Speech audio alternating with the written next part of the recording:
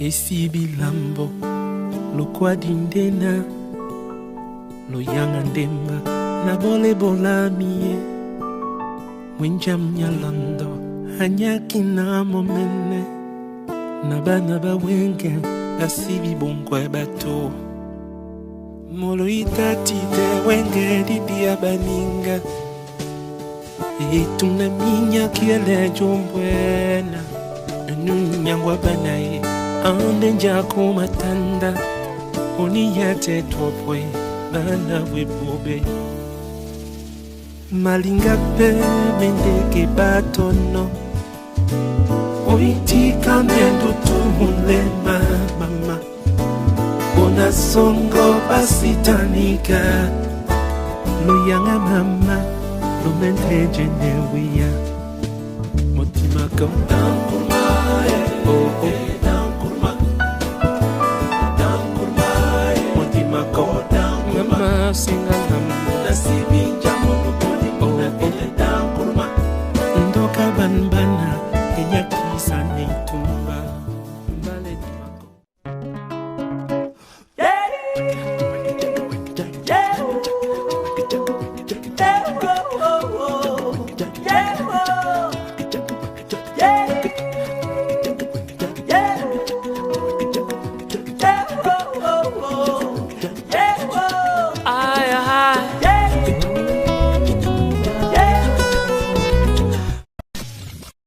Mon père m'a appelé, me demandé,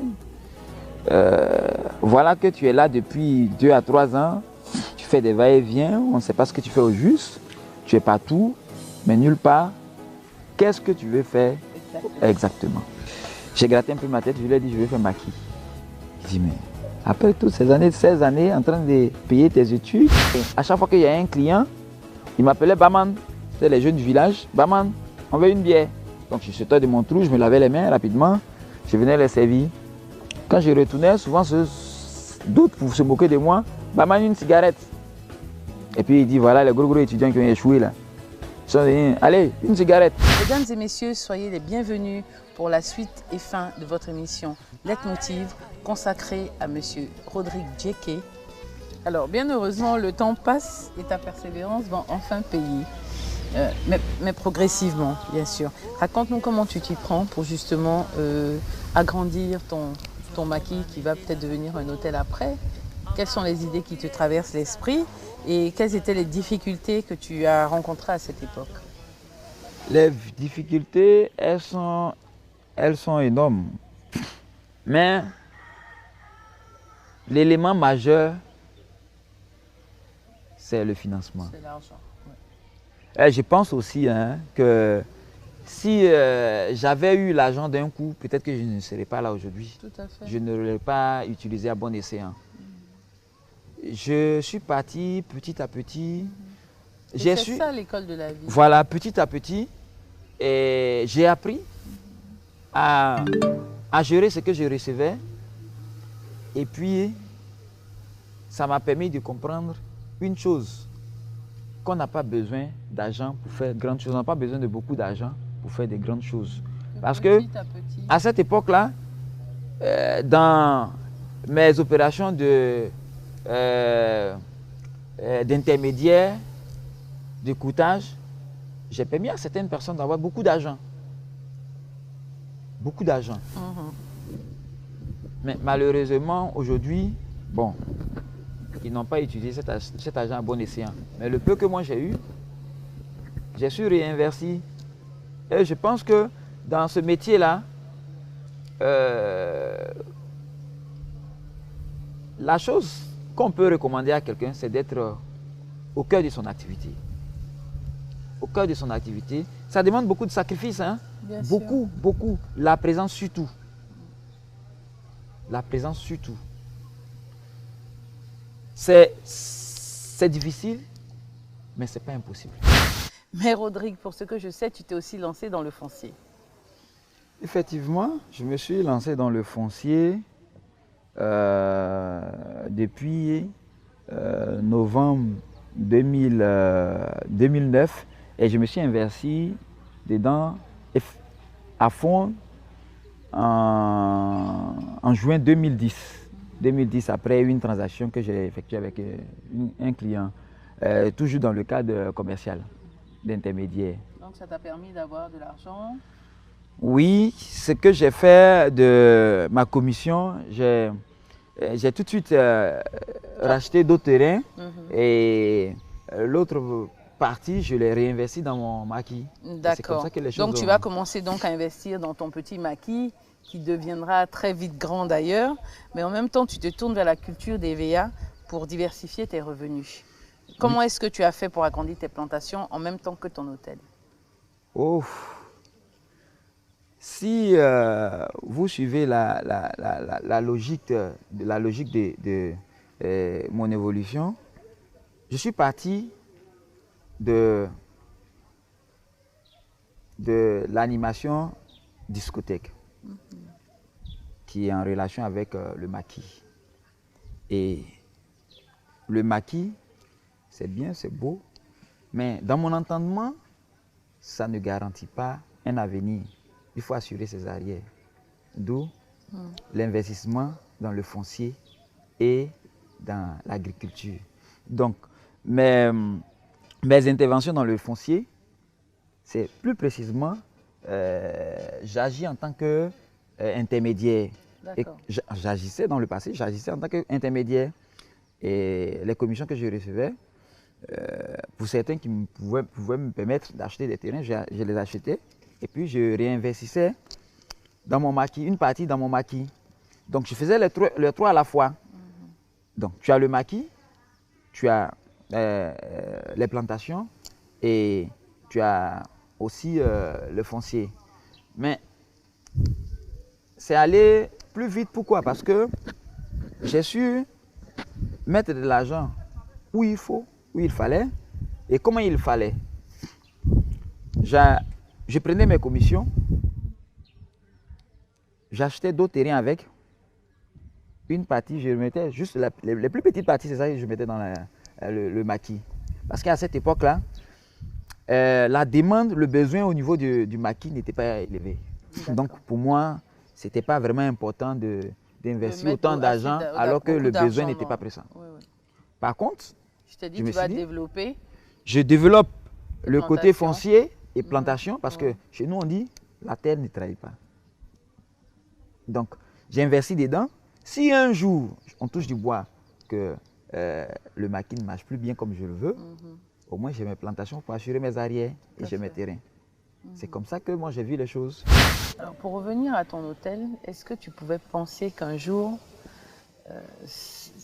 la baraque que tu avais au départ, très longtemps avant, serait devenue ce bijou des lagunes, cette perle des lagunes que je vois aujourd'hui? J'ai toujours rêvé de voir mon petit maquis devenir un grand établissement hôtelier. Parce qu'à l'époque, c'était mon objectif. Et tu as grandi effectivement ici à l'île Boulay. Oui. Et il n'y avait que des complexes hôteliers autour de toi. C'est ça, c'est ça.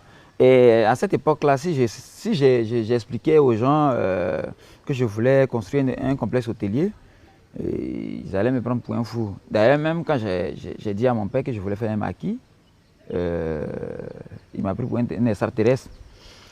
Mais ce qu'il est important de comprendre, c'est que si à cette époque-là, si j'avais eu un financement énorme, peut-être que je ne serais même pas là. J'aurais dilapidé cet argent, j'aurais fait des choses qui allaient sombrer le lendemain. Mais j'ai petit à petit grandi, j'ai grandi, je ne dirais pas sans l'aide de quelqu'un, mais je n'ai pas eu de financement. J'ai pas eu de financement. C'est juste pour dire que... Tu fais tout doucement toi-même, tout doucement, tout seul. Tout doucement, avec, tout seul. Avec la réalité que tu avais en face de toi. Oui. Et les moyens de bord. Les moyens de bord. C'est pour cette raison qu'aujourd'hui, je suis permanemment en chantier. Pourquoi? Parce que des choses que j'ai pu réaliser avant, avec les mêmes moyens, maintenant que je suis bien installé, je suis en train de les reprendre. Pas à zéro, mais je ne regrette pas de l'avoir fait. Mais parce qu'à cette époque-là, je n'avais pas les moyens de bien les faire. Mais aujourd'hui, je prends le temps de bien reprendre, de bien faire. Voilà. Mais aussi de t'agrandir aussi. C'est ça. Parce que tu ne fais pas que reprendre. Et puis, ma force, c'est l'écoute de mes clients. Je change avec eux. Je leur demande ce dont ils ont besoin. J'estime que la force d'un homme, c'est pas de parler. C'est d'écouter. C'est d'écouter. Tout à fait. En écoutant, vous apprenez beaucoup. Beaucoup de choses. Et ça m'a permis d'apprendre. Apprendre beaucoup, beaucoup. Aujourd'hui, bon, j'en suis là. Bon, je remercie l'Éternel. Alors, au début, quand tu as commencé, tu avais combien de chambres et aujourd'hui, tu en as combien? Bon, au début, j'avais moi-même construit 3 chambres. J'avais moi-même construit 3 chambres. Et ça, c'était dans les années 2008, 2009. Ouais. Aujourd'hui, j'en suis à 14. J'en suis à 14. Et mon objectif, parce que mes programmes sont faits par année. Et chaque année, je me fixe un objectif. J'ai fait mon programme, le plan, les moyens, et puis je lance. Ce qui fait que, bon, on a l'impression que peut-être qu'il y a un coffre d'argent quelque part. Mais... Alors, vu que tu n'avais pas de financement à proprement dit, raconte-nous un peu, explique-nous un peu comment justement tu as réussi à pouvoir construire ce complexe. C'est simple. Voilà, le chemin, il est simple. Peut-être que beaucoup le savent, mais peut-être que ça échappe. Quand j'ai commencé en 2009, j'ai eu une commission sur une transaction. Je suis agent commercial de profession. Oui. J'ai eu une commission sur une transaction. Je l'ai mis de côté. Ma deuxième transaction, c'était en 2010. J'ai acheté un terrain avec.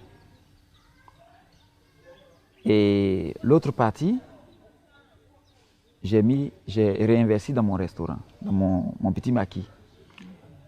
Le terrain que j'ai acheté, j'ai scindé en 2. J'ai vendu une partie, j'ai gardé une partie jusqu'à aujourd'hui. J'ai gardé les 2 tiers jusqu'à aujourd'hui. Et à chaque fois que je fais une spéculation sur un terrain, j'achète un autre terrain, je divise en 3. Une partie que je garde, une partie du terrain que je garde physiquement, une autre partie, j'achète un autre terrain, la troisième partie, je réinvestis dans mon restaurant. Donc, au fur et à mesure que les années avancent, le nombre de mes terrains grandissent. Tout à fait. Et puis, la terre chez nous, ça ne trahit pas, donc ça prend de la valeur. Donc, le terrain que tu avais vendu il y a 5 ans à 5 millions, aujourd'hui, tu il y a 10, à 15 millions. Même 3 fois plus. Oui, c'est ça, 3 fois plus. Donc, du coup, l'évolution entre 2010 et 2013, j'allais dire, elle est lente. Mais de 2013 en 2016, elle est vertigineuse. Pourquoi? Parce que c'est des plus-values. Donc, les montants que je reçois, sont élevés, les montants sont élevés. Donc, du coup, je peux me permettre certains investissements. Tes premières chambres, même si elles n'étaient pas aux normes, effectivement, comme tous les autres complexes qui t'entouraient, mais tu as quand même fait de petites chambres. Mais comment tu as fait pour pouvoir le faire, vu que tu n'avais aucun financement? Je disais dans mon intervention que quand j'avais besoin d'argent, j'allais travailler ailleurs. J'allais faire des contrats. Et maçonnerie aussi, je l'avais toujours. Hein. Donc, le peu que je recevais à droite, à gauche. Voilà, de façon parallèle, j'achetais du ciment. À l'époque, je pense que la tonne de ciment était à 50 000 ou 60 000. Donc, j'achetais du ciment. Et comme je ne pouvais pas conserver ces ciments-là, je faisais des briques avec pour les conserver. Et à un moment, j'en ai fait tellement que mon père me demandait, mais attends, toutes ces briques que tu es en train de construire, là, tu es en train de fabriquer. Et puis, c'est moi-même qui les fabriquais, hein, ce n'est pas parce que je donnais ça à quelqu'un. C'est moi-même qui les fabriquais. J'ai des moules ici. Ah, d'accord. Je les fabriquais souvent, je prenais, quand j'en avais assez, je prenais la main d'œuvre et puis avec eux, je fabriquais mes propres briques. Et puis, quand j'ai eu le nombre que je voulais, j'ai fait mes premières chambres. Et je ne les ai pas construites une seule fois. Ça n'a pas pris un an. Ça a pris des années, ça a pris je crois 2 ou 3 ans. J'ai monté les murs à un certain niveau. Quand l'argent finissait, il fallait encore travailler les petites recettes que me donnait le maquis ou avec mes animations. J'ai monté un peu. Donc à chaque fois, j'ai passé des contrats, des petits contrats avec des gens en échange de matériel. Et c'est comme ça, je me rappelle même, mon premier hôtel, mes premières chambres, les tôles, je les ai eues par le biais de mon église. Parce qu'il y a eu des tôles qui ont été utilisées, les chutes. Je suis allé voir la communauté, parce que moi je suis de l'église catholique, mais catéchiste de profession, dans l'église catholique. Et j'ai été le voir, je lui ai dit, ah, doyen, tu es le doyen de la communauté, et moi j'ai une préoccupation. Les tôles qui sont restées là, moi j'ai besoin, mais je vais les payer à 2000 francs le mètre, au lieu de 2500. Mais je n'ai pas l'argent maintenant, un peu, je vais tout payer. Les tôles faisaient 150 000. Et c'est ainsi que j'ai pu avoir les tôles pour couvrir la maison, les 3 chambres d'hôtel. Sinon, je n'avais pas l'argent. Avoir 100 000 francs d'un coup, ce n'était pas chose facile, je me rappelle. Le plus gros contrat que j'ai eu en animation, c'était à Sini, c'était un 31. Et tout le village comptait sur moi pour faire le réveillon ici, comme d'ordinaire. Chaque année, j'organisais un réveillon ici. Et cette fois-ci, j'ai dit, mais attends, il y a quelqu'un qui me propose 160 000 pour un réveillon. Donc, si moi j'ouvre mon petit maquis ici, même si je vends du 1er, même du 24 jusqu'au premier, c'est pas évident que j'ai cette marge-là. Et puis ça fait trop de boulot. Trop de boulot. Donc je n'ai rien dit à personne. Je n'ai rien dit. Et un matin, il me voit embarquer ma sono. Je lui ai dit comme d'habitude, hein, je vais faire une animation devant là. Il dit, ah, on va aller avec toi. J'ai dit non. Pour le moment là, je vais faire les installations, mais quand la soirée va commencer là, je vais venir vous appeler. Et c'est comme ça qu'ils m'ont cru. Alors qu'il y avait une bâchée qui était de l'autre côté de l'eau là qui m'attendait pour aller à Sini. Et arrivé là-bas, j'ai fermé mon portable. C'est le premier que je suis arrivé. J'avais mes 160 000 en poche. Et les gens, ils étaient énormément fâchés. Donc ce jour-là, je me rappelle, je l'ai appelé à boire un hôtel de 10 000 francs. Tous mes meilleurs clients, j'ai dit, bon, aujourd'hui, c'est moi qui vous offre à boire. Et le premier, tenez-vous, le premier, j'ai ouvert le maquis. Puis je l'ai payé à boire. Et ils ont oublié, du coup, ils ont oublié. Donc c'est comme ça que j'arrivais à acheter le matériel petit à petit. Je les gardais, j'ai acheté petit à petit pour les garder. Et puis j'ai fait mon premier hôtel. Tes 3 chambres. Et là, tu as commencé à les mettre en location. Oui, et tu as commencé à avoir un peu de liquidité. Un peu de liquidité. Et puis après, avec madame, j'ai ouvert le restaurant. Sinon avant, c'était juste le maquis. Et puis j'ai ouvert le restaurant. Et quand j'ai ouvert le restaurant, je me rappelle très bien. Mes premiers clients, c'était, je me rappelle bien d'eux, c'est les enfants de M. Kessé. Franck Kessé, Florent, Guéhi. Je profite de cette antenne-là pour leur dire merci. Et je leur rends hommage. Ils ont contribué. Oui, c'était mes premiers clients. Ils sont venus un jour à bateau. Et ils ont vu le ponton. Un truc qui ressemble un peu à un style villageois là. Est-ce que ici c'est un restaurant? Et puis il y a un petit qui était au bord, il dit non. Et là quand j'ai entendu restaurant, j'ai couru, je suis descendu. J'ai dit, oui monsieur, s'il vous plaît, qu'est-ce que vous voulez? Ah, je demandais si c'était un restaurant. Oui. Et en ce moment-là, tenez-vous, je n'avais même pas une mamie pour cuisiner un poulet. C'est pas possible. Je lui ai dit oui. Il dit, ah bon? Qu'est-ce que vous faites? J'ai dit, on fait du poulet braisé. Il dit, ah bon? C'est combien? J'ai dit 6 000 le poulet. Il dit 5 000 le poulet. Avec quoi? On dit? Et j'ai dit, ah, c'est avec de la tchéké. Ils disent, bon, on veut 4 poulets. Et là, je suis allé rapidement dans le village. J'ai demandé qui vendait le poulet.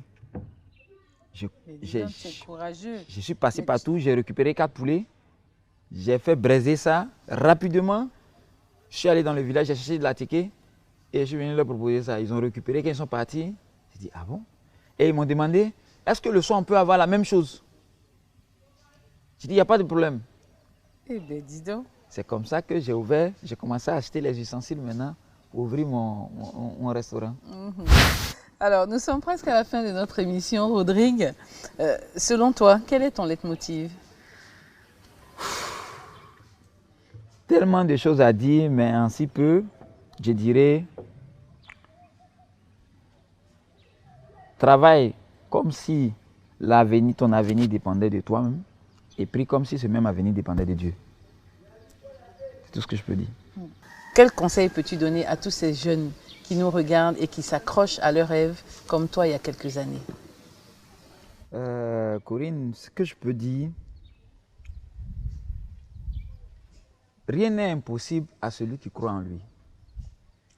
Aucune découverte ne s'est faite sans passion. Si tu as des rêves, la réalisation des rêves ne dépendra pas du voisin, ni de quelqu'un d'autre.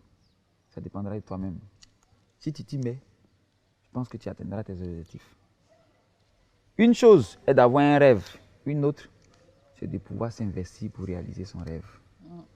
Parce qu'aujourd'hui, beaucoup sont ceux qui croient que devenir quelqu'un passera par un financement extérieur. Non, moi je n'en ai pas reçu. C'est vrai, quelques rares fois, je courais pour aller voir les voisins. Ah, j'ai un problème de 20 000, j'ai un problème de 50 000. Mais avec 50 000, tu ne construis pas un hôtel. Non, pas du tout. Non. Si tu t'y investis, tu pourras. Et ça demande beaucoup de sacrifices. Moi, je n'ai jamais pris de vacances. Je n'ai pas de jours de repos. Je ne connais pas ça. Je connais une chose, mon travail, fini. Et comme le disent certains, beaucoup d'entre nous, seul le travail paye. Mais oui, on voit justement le résultat de toutes ces années de dur labeur, le résultat de ton acharnement. Et je pense bien qu'à ton sourire, c'est pas terminé. Oh, ça ne fait que commencer. Il y a encore beaucoup de choses à... J'ai encore beaucoup de projets, toujours dans le même sens. Et déjà, félicitations et un grand bravo pour tout ce que tu as fait. Merci, c'est grâce à vous, grâce à mes clients que je remercie par le biais de votre antenne. Je leur dis beaucoup merci pour leur soutien, leurs conseils, parce que c'est grâce à eux que je vis. Sans eux, je ne suis rien. Bien sûr. Alors pour finir, quels sont tes projets à court, moyen et long terme? À court terme, je dirais, je compte déjà pour l'objectif 2017, c'est atteindre les 20 chambres. Et à moyen terme, j'ai réservé des espaces en bordure du lac. J'ai des terrains que j'ai aménagés déjà. J'ai fait des espaces verts en bordure du lac.